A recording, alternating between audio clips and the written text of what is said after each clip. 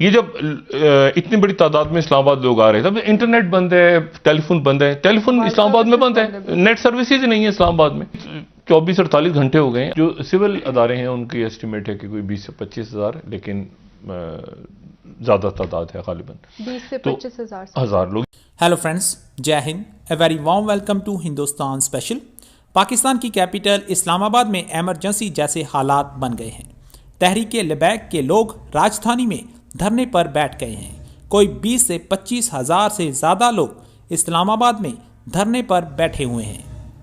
ان حالاتوں کو دیکھتے ہوئے پاکستان کی راجدھانی میں انٹرنیٹ سیوائیں، ٹیلی فون سیوائیں بند کر دی گئی ہیں۔ آواجائی ٹھپ ہو کے رہ گئی، جو جہاں تھا وہیں پھنسا رہ گیا۔ سرکار دوارا انٹرنیٹ سیوائیں اس لیے بند کی گئی کیونکہ دھرنے میں ہونے والی سپیچ کو باہر جانے سے روک دیا گیا ہے۔ پولیس نے دھرنے میں بیٹھے ہوئے لوگوں کو کھدیڑنے کی کوشش کی، لیکن ان کی گنتی اتنی زیادہ تھی کہ پولیس ناکام ہو گئی۔ اس خبر سے پاکستانی میڈیا میں دکھ کا ماحول ہے۔ آج کی ویڈیو میں نائلہ علی اور شاہد مسعود نے اور کیا کہا، تو چلیے دوستو آج کی ویڈیو کی طرف چلتے ہیں۔ Thank you very much. کیونکہ ملک کے اندر باقی علاقوں میں بھی پہلے سے تناؤ ہے، اور خاص طور پہ دارالحکومت اسلام آباد میں۔ اور میں آپ کو صرف یہ بتاتا چلوں کہ تقریباً 48 گھنٹے ہو جائیں گے کچھ دیر کے بعد اسلام آباد میں، اسلام آباد شہر میں انٹرنیٹ سروس کو بند ہوئے، اور یہاں پہ تحریک لبیک کا جو ہے وہ ایک بڑا اجتماع راولپنڈی سے کل آیا، اور اس کے بعد تمام رات جو ہے وہ جھڑپیں ہوتی رہیں پولیس کے ساتھ۔ اس کے بعد انٹرنیٹ کی سروسز کا اعلان ہوا کہ وہ صبح تک معطل رہیں گی۔ رات کو جو جھڑپیں ہوئیں جو صبح تک جاری رہیں، اس میں پولیس کے اہلکار بھی زخمی ہوئے اور مظاہرین بھی زخمی ہوئے۔ اچھا، تمام دن حکومت کی طرف سے کوئی اس کے اوپر نہ کل نہ آج مطلب ہے کہ کوئی حکومتی وزیر یا کوئی اور شخصیت جن سے بھی رابطہ ہوا انہوں نے اس پہ بات نہیں کی۔ اس کے بعد شام یقیناً وزیر اعظم کے یہ نوٹس میں تھا۔ یہ یہاں سے اس وقت جو مظاہرین ہیں تقریباً آپ سمجھیں گے جو ریڈ زون کے علاقے ہیں وہاں سے کوئی 2-2.5 کلومیٹر کے فاصلے پہ 2.5-3 کلومیٹر آپ سمجھ لیں، اس کے بعد پھر ریڈ زون سٹارٹ ہوتا ہے، تو وہاں پر پھر مظاہرین بیٹھ گئے۔ اچھا، پھر یہ ہوا دن میں آج کہ ایک بڑا گروپ جو ہے اس نے وزیر اعظم کو یہ کہا کہ جی آپ ان پہ سختی کریں، اور یہ تو آپریشن کر کے ہٹا تھا۔ اس دوران غالباً جو وزیر اعظم کا خود اپنا یہ خیال تھا، اور جہاں تک میری اطلاعات ہیں وہ اسٹیبلشمنٹ کی طرف سے بھی بات یہ آئی کہ آپ مذاکرات کے ذریعے اس معاملے کو حل کریں، اور کیونکہ رات کو پولیس والے بھی زخمی ہوئے تھے اور مظاہرین بھی زخمی ہو گئے تھے، اور بڑی تعداد میں جو مظاہرین موجود ہیں، تو مناسب یہ ہے کہ آپ مذاکرات کریں۔ تو عمران خان صاحب خود بھی مذاکرات کے ذریعے معاملات کو طے کرنے کے خواہش مند تھے۔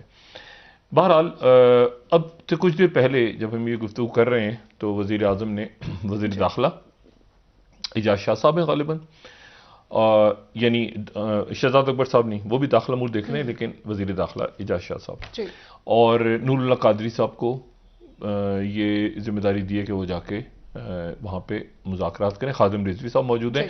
جو سول ادارے ہیں ان کی ایسٹیمیٹ ہے کہ کوئی 20 سے 25 ہزار، لیکن زیادہ تعداد ہے غالباً 20 سے 25 ہزار لوگ۔ یہ سول جو ادارے ہیں ان کے 20 سے 25 ہزار وہ بتا رہے ہیں، لیکن غالباً اس سے تعداد سول ایجنسیز کی جو رپورٹ ہوتی ہے وہ ہمیشہ تھوڑا سا ڈاؤن پلے کرتے ہیں، لیکن اگر وہ 25 ہزار بتا رہے ہیں تو مجھے یہ نہیں پتا کہ جو اسٹیبلشمنٹ کی ایسٹیمیٹ ہے وہ کیا ہے اس وقت، اور اس میں 245 بھی ہو۔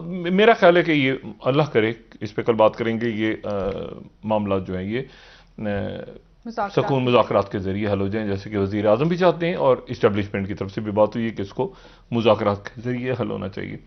اچھا، اب ایک تو یہ بات ہو گئی۔ دوسری جو بات ہے، دیکھیں پاکستان میں بہت سارے معاملات آج جیسے کہ ہوا، وزیر اعظم صاحب نے کہا کہ میں جلسے نہیں کر رہا، لیکن سوال یہ ہے کہ کیا اپوزیشن نے یہ اعلان کیا ہے؟ نہیں، اپوزیشن نے تو اعلان نہیں کیا، بلکہ یہ اس وقت اعلان ہوا ہے جبکہ آلریڈی ایک بہت بڑا یہاں پہ مظاہرہ ہو رہا ہے، یا اس کو دھرنا کہہ لیں، دھرنا تو نہیں ہے لیکن پڑاؤ انہوں نے ڈالا ہوا ہے آگے آنے کے لیے۔ اچھا، اب بات یہ ہے، اور پہلے یہ خبر آئی تھی کہ وزیر اعظم کو کچھ لوگوں نے کہا، باقاعدہ خبر روکی میڈیا نے، یہ کہ جی آپریشن کریں گے، فلاں کریں گے، وزیر اعظم نے اس کو رکوا دیا اس چیز کو، اور ہونا بھی نہیں چاہیے۔ اچھا، اب بات ساری یہ ہے کہ بہت سارے مسائل ایک ساتھ آ گئے ہیں۔ سب سے پہلے تو جو ہماری سیاسی جماعتوں کو، ہمارے قائدین کو، ہمارے عوام کو، ہمارے سارے لوگوں کو سمجھنا یہ چاہیے کہ یہ کوئی آئیڈیل وقت نہیں ہے. تو اس مرحلے پہ بات یہ ساری، اب چونکہ بہت زیادہ لوگ ہیں جو میں بار بار خان صاحب سے ریکویسٹ کرتا ہوں، وزیر اعظم صاحب مجھے نہیں پتا کہ اب اس کی کوئی وہ ہے بھی کہ نہیں اس کی کوئی اہمیت، لیکن چونکہ بے شمار مختلف الخیال لوگ ہیں سارے، تو وہ ایک بات پہ یکسو نہیں ہوتے.